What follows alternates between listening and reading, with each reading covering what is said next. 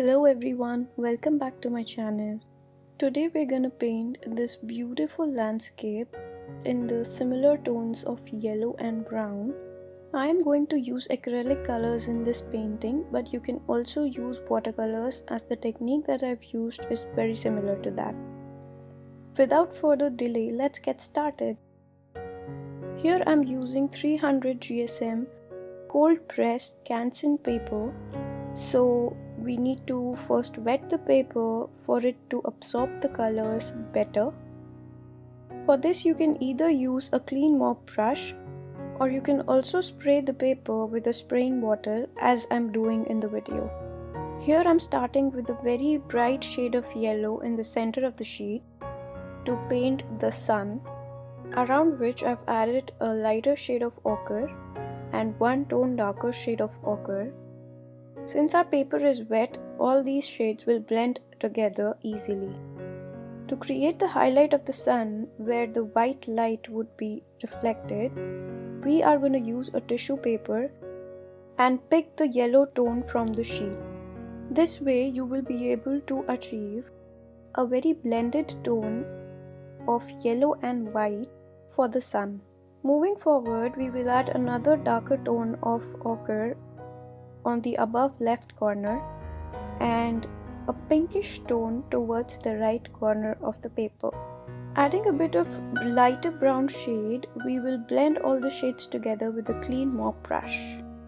Remember to move the brush very lightly, as if you move the brush with a lot of pressure, it will end up ruining the grains of the paper and it will stop absorbing the next tone of colors that you want to add to the paper.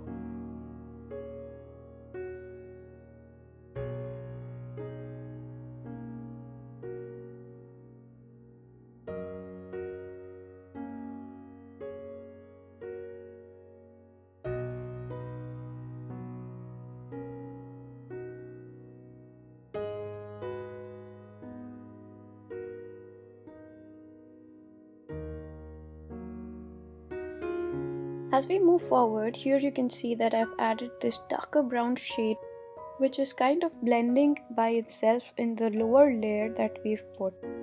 For this to happen automatically, you need to keep your paper wet and not take much of time to put another layer of paint, as otherwise it will not blend in as freely as it is right now. This technique is majorly used in watercolor paintings and it can also be used in acrylics, and it is called wet into wet technique. Adding the same tone to the base of the paper, we are moving forward with blending these shades in the lower layers. In this technique, you need to keep on adding the darker tones to the lower layers as it will build up accordingly and give more realistic look. This is the same technique that we used in the previous painting that I shared with you. You can check it out if you haven't seen it yet. I will attach the link in the description box below.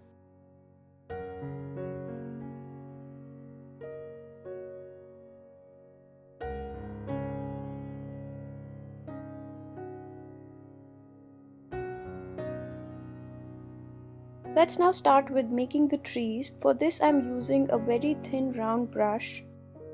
And this time keep in mind that the paper is not too wet, as otherwise all of it will scatter and you will not be able to see any shape that you've created.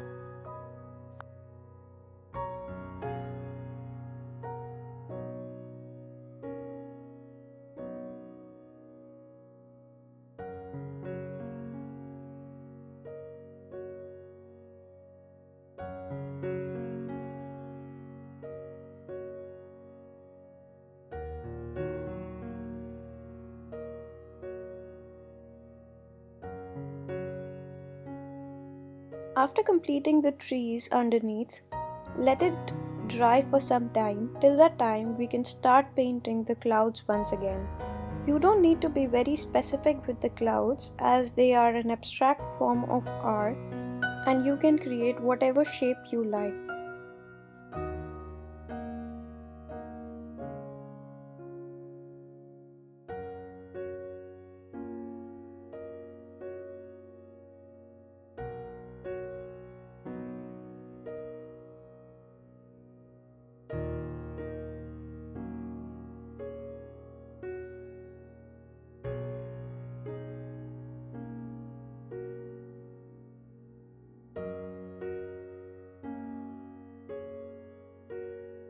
After blending a bit, you can use a clean tissue again to pick some part of the clouds to create the highlights. Mostly while using watercolors or this kind of acrylic technique, we avoid using white in the painting as it doesn't look very natural to the eye. Hence, it is better to use the paper white and pick the color from the sheet.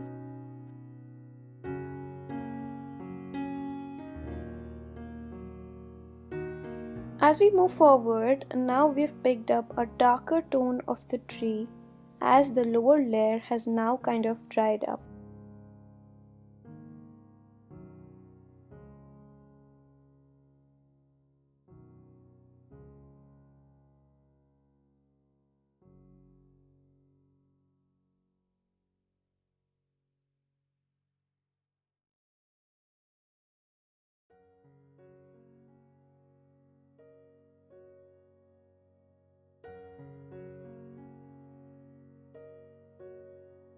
To give the sky more realistic feel, I'm here adding a tone of orange to the sky, which is closer to the trees.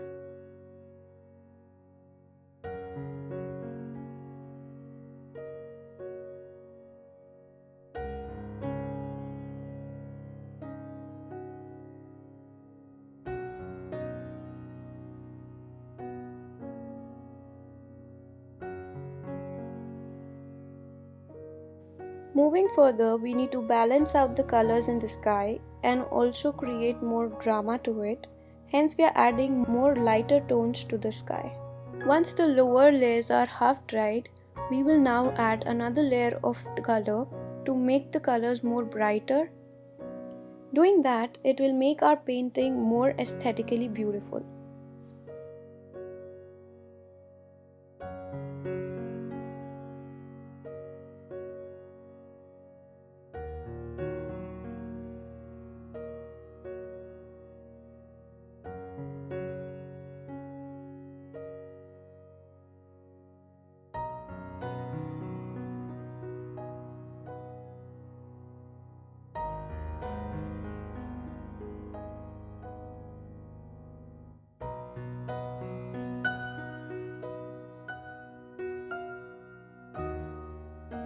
Proceeding further, here I've used the tone of orange and ochre to create the trees that are behind the ones that we see in the front. Painting more trees and giving them more depth will add more layers to it and it'll look like a forest. This way your painting will look less flat and more realistic.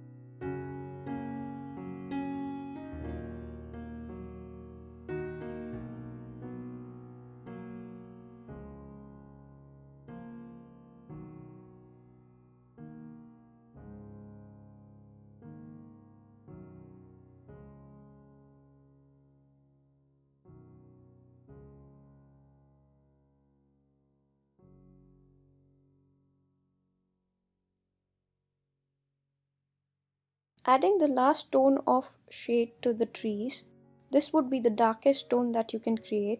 And again, I would suggest not to use the black as it is from the kit and make your own black from the colors that are provided in the color kit.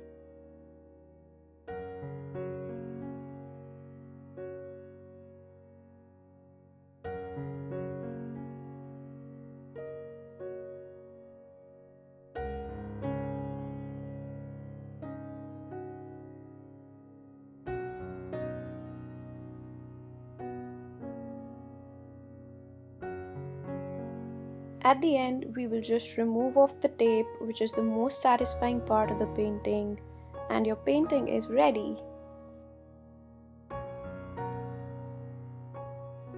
I added few birds in the last, and I also cutted my paper in the round shape as I liked it more. You can do the same or you can just leave as it is, whatever way you like it the most. Thank you so much for watching till end, and I'll be coming up with more amazing videos, so don't forget to subscribe my channel and look forward to see you all again. Bye bye, take care.